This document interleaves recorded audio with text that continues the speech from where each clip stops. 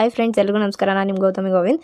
ಬೆಳಗ್ಗೆ ಬೇಗ ಎದ್ದು ನನ್ನ ತಮ್ಮನ ಎಬ್ಬರಿಸ್ತಾ ಇದ್ದರೆ ಅವನು ಎತ್ತೇ ಇಲ್ಲ. ಆದರೂ ಬೇಗ ಎಬ್ಬರಿಸಿ ಆಮೇಲೆ ಇಬ್ಬರು ಬೇಗ ರೆಡಿ ಆಗಿಬಿಟ್ಟು ಆಮೇಲೆ ಟಿಫನ್ ಮಾಡಿ ನಮ್ಮ ಡ್ಯಾಡಿಗೆ ಬಾಯಿ ಮಾಡಿಬಿಟ್ಟು ಆಮೇಲೆ ಬಸ್ ಸ್ಟ್ಯಾಂಡ್ಗೆ ಹೋಗ್ಬಿಟ್ಟು ನಮ್ಮ ಅಮ್ಮಗೆ ತರಕಾರಿ ತೊಗೊಂಡ್ಬಂದ್ಕೊಟ್ಟೆ. ಆಮೇಲೆ ನಮ್ಮ ಅಮ್ಮಗೆ ಬಾಯ್ ಮಾಡಿಬಿಟ್ಟು ಬಸ್ ಹತ್ತಿದ್ವಿ. ಬಸ್ಸಲ್ಲಿ ಫುಲ್ ರಶ್ ಇತ್ತು. ಇವತ್ತು ಫುಲ್ ನಿಂತ್ಕೊಂಡೇ ಇದೆ ಲಂಕೋರ್ಗೆ. ಆಮೇಲೆ ನನ್ನ ಫ್ರೆಂಡ್ ಭೂಮಿ ಸಿಕ್ಕಿದ್ಲು ಅಂತ ಅಂದ್ಬಿಟ್ಟು ಭೂಮಿ ಹತ್ರ ಒಂದು ವಿಡಿಯೋ ಮಾಡ್ಕೊಂಡು ರೈತರ ಸಂತೆ ಹತ್ರ ಇಳ್ಕೊಂಡ್ವಿ.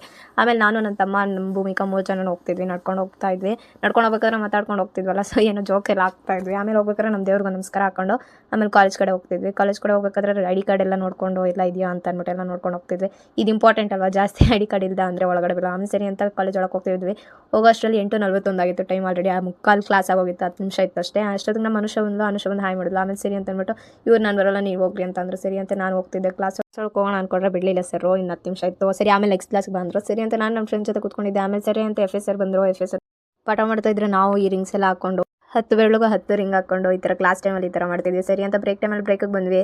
ಆಮೇಲೆ ಬ್ರೇಕ್ ಟೈಮಲ್ಲಿ ನನ್ನ ತಮ್ಮ ಬಂದು ನನ್ನ ಕೀರ್ತಿ ಜೊತೆ ಮಾತಾಡ್ತಾ ಇದ್ರು. ಇವರಿಬ್ರು ಮಾತಾಡೋ. ಆಮೇಲೆ ಸರಿ ಅಂತ ಕ್ಲಾಸ್ ರೂಮ್ಗೆ ಹೋದ್ವಿ. ಏನೋ ಬರ್ಕೊತಾ ಇದ್ವಿ. ಆಮೇಲೆ ನಮ್ಮ ಮ್ಯಾಮ್ಗೆಲ್ಲ ಹೇಳ್ತಿದ್ರು ನಮ್ಮ ಫ್ರೆಂಡ್ಸ್ ಎಲ್ಲ, ಈ ಮ್ಯಾಮ್ ಇವ್ರು ರೀಲ್ಸ್ ಮಾಡ್ತಾರೆ ಅಂತ ಮ್ಯಾಮ್ ಎಲ್ಲ ನೋಡ್ತಿದ್ರು ನಮ್ಮ ದಿವಸ. ಸರಿ ಅಂತ ನಮ್ಮ ಕೀರ್ತಿ ಒಂದು ಬೊಂಬೆ ಎಲ್ಲ ತೋರಿಸ್ತಿದ್ಲು. ಅವಳೇನೋ ತೊಗೊಂಬಂದಿದ್ರು ಡಾಲ್ಸ್ ಎಲ್ಲ.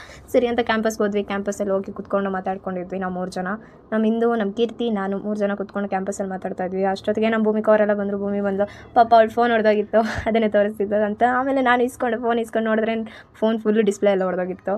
ಆಮೇಲೆ ಸರಿ ಅಂತ ನಮ್ಮ ಫ್ರೆಂಡಿಗೆ ಕಂಗ್ರ್ಯಾಚುಲೇಷನ್ಸ್ ಹೇಳ್ಬಿಟ್ಟು ಅವಳು ಭಯ ಬೀಳ್ತಿದ್ವು, ಪಾಪ ಅವ್ರ ಮನೆಗೆ ಏನಂತಾರೋ ಅಂತ ಅಂದ್ಬಿಟ್ಟು. ಸರಿ ನಾನು ಏನೋ ಅನ್ನಲ್ಲ ಬಿಡು ಅಂತ ಹೇಳಿ ಎಲ್ಲ ಮೋಟಿವೇಶನ್ ಮಾಡ್ತಿದ್ವಿ ನನ್ನ ಫ್ರೆಂಡಿಗೆ, ಏನೋ ಅನ್ನಲ್ಲ ಅಂತ. ಆಮೇಲೆ ನನ್ನ ತಮ್ಮನ ಕೇಳಿ ಏನಾಯ್ತು ಅಂತ ನಂಗೆ ಗೊತ್ತಿಲ್ಲ ಅಂತ. ಸರಿ ಅಂತ ಅಂದ್ಬಿಟ್ಟು ನಮ್ಮ ಕೀರ್ತಿ ಪಾಪ ಜಾಸ್ತಿ ಬೀಳಕ್ಕೆ ಕೊಡ್ತಾ ಇದ್ದೇನೋ.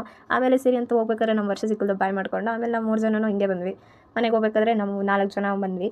ಬರಬೇಕಾದ್ರೂ ನಾವು ಸೈಲೆಂಟಾಗಿ ಬರಲ್ಲ, ಏನೋ ಒಂದು ಆಡ್ಕೊಂಡು ಬರ್ತಾ ಇರ್ತೀವಿ. ನಮ್ಮ ಕೀರ್ತಿ ಫುಲ್ ಫೋನಲ್ಲಿ ಬಿಸಿ ಆಗಿಬಿಟ್ಟಿದ್ಲು. ಸರಿ ಅಂತ ಅವಳಿಗೂ ಹಾಯ್ ಮಾಡಿ ಅಂತ ಹೇಳಿ ಸಾಕಾಗಿ ಆಮೇಲೆ ಹೋಗ್ಬೇಕಾದ್ರೆ ನನ್ನ ತಮ್ಮ ಪಾಪ ಅವ್ರದ್ದೆಲ್ಲ ಬ್ಯಾಗ್ಸ್ ಎಲ್ಲ ಹೊತ್ಕೊಂಬರ್ತಿದ್ದ. ಆಮೇಲೆ ಹೋಗ್ತಾ ಇದ್ವಿ.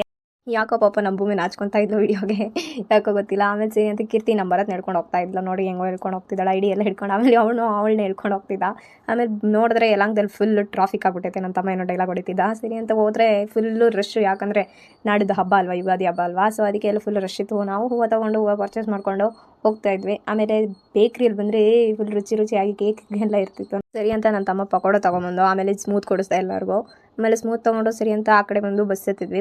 ಟಿಕೆಟ್ ತೊಗೊಂಡು ಡೈರೆಕ್ಟಾಗಿ ಮನೆ ಕಡೆ ಹೋಗ್ಬೇಕಾದ್ರೆ ನಮ್ಮ ತಮ್ಮನ ಬರತ್ತೆ ಏನಾದರೂ ಒಂದು ಕೊಡಿಸು ಅಂತಂದರೆ ಬಿಸ್ಕೆಟ್ ಕೊಡಿಸ್ತಾ. ಆಮೇಲೆ ಸರಿ ಅಂತ ಇಬ್ಬರು ಮನೆ ಕಡೆ ಹೋಗ್ತಾಯಿದ್ವಿ.